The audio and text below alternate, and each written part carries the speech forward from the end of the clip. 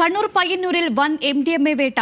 ലോഡ്ജിൽ നിന്ന് 160.5 ഗ്രാം MDMAയുമായി 3 പേർ പിടിയിൽ.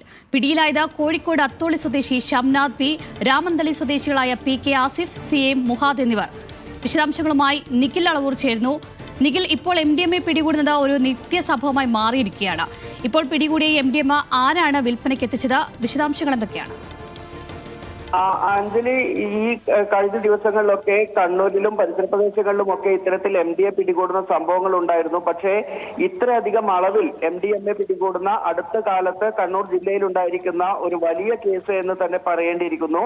പയ്യന്നൂരിലെ ലോഡ്ജിൽ നിന്ന് ഇന്ന് വൈകുന്നേരം 7 മണിയോടുകൂടിയാണ് ഇത്തരത്തിൽ MDMAയുമായി 3 പേരെ പിടികൂടിയത്.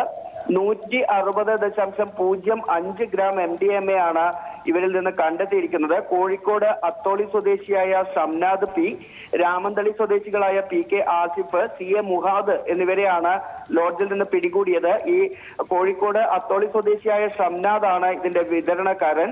ഷംനാദ് MDMA വിൽക്കുന്നതിന് വേണ്ടിയാണ് പയ്യന്നൂരിലെത്തി മുറിയെടുത്തത്. ഈ മുറിയിലേക്ക് എത്തി MDMA വാങ്ങാൻ വേണ്ടി വന്നവരായിരുന്നു പയ്യന്നൂരിനടുത്ത് രാമന്തളി സ്വദേശികളായ ആസിഫും മുഹാദും.